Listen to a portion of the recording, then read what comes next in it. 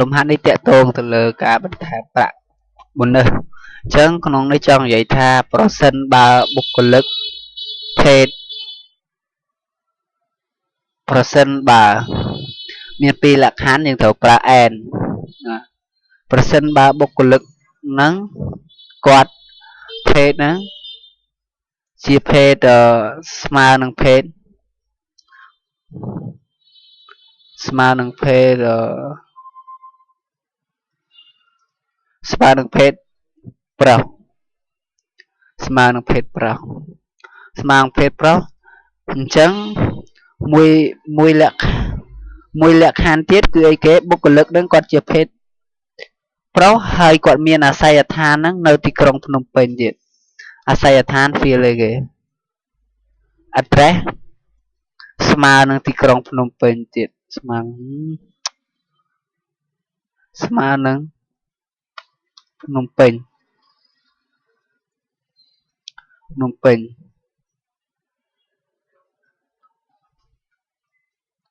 ទៀតភ្នំពេញទៀតទៅគាត់នឹងហើយនៅទីក្រុងភ្នំគាត់ជាភេទប្រុសមានអាស័យដ្ឋាននៅទីក្រុងភ្នំពេញហើយគាត់ត្រូវមានកូនទៀតគិតដល់កូននេះកូនហ្នឹងបានលក្ខខណ្ឌថាកូនចាប់ពីអ្នកឡើងទៅទៀតបាទធំជាងស្មើពីអ្នកឡើងទៅ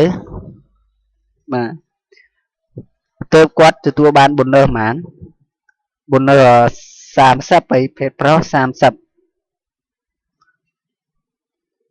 ភេទប្រុសចំនួន15បាទ$15អញ្ចឹងមក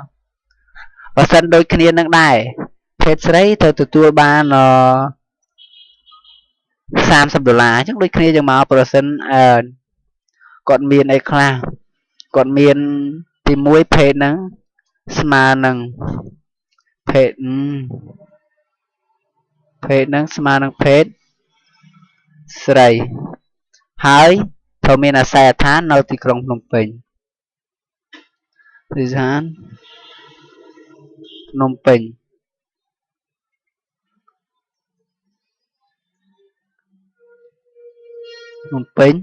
ហើយត្រូវមាន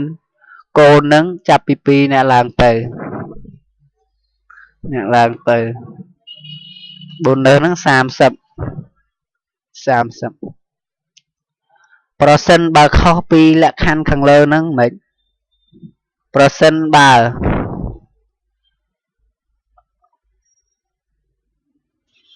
ភេទអត់គិតប្រុសក៏ដោយស្រីក៏ដោយឲ្យតែមានអាស័យដ្ឋានខុសពីអាស័យដ្ឋានខុសពីទីក្រុងភ្នំពេញ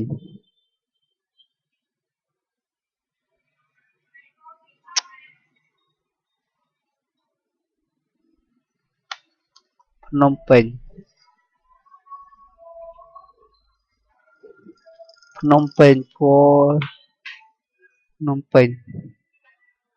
ញ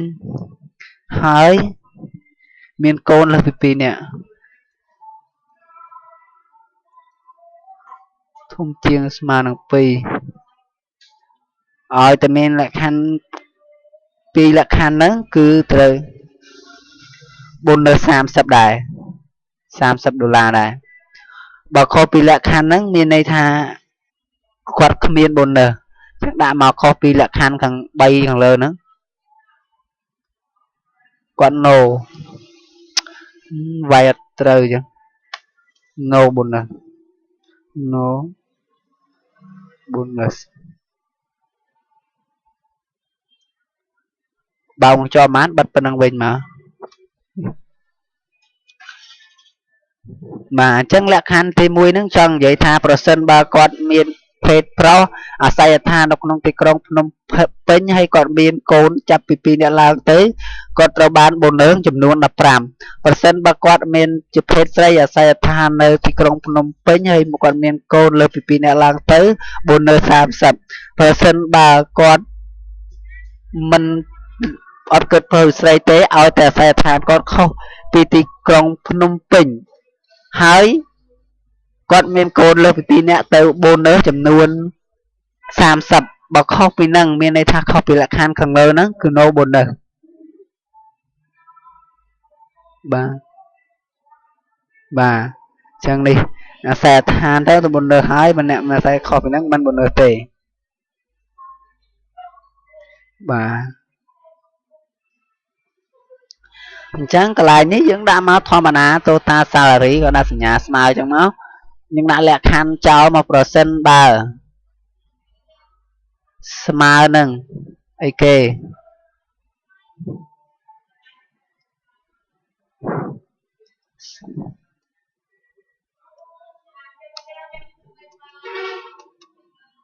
ស្មើនឹង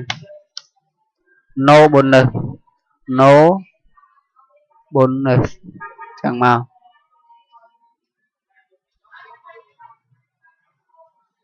ដូចជាមកធ្វើស្មើតែបើយើងកន្លែងហ្នឹងចេញតែ bonus ចឹងយើងត្រូវស្មើទៅ salary មិនចឹងកន្លែងហ្នឹងជាសហើយបើខុសពីលក្ខខណ្ឌហ្នឹងគឺត្រូវយកតម្លៃហ្នឹងបូកជាមួយនឹង bonus គេបន្ថែមបាទនេះ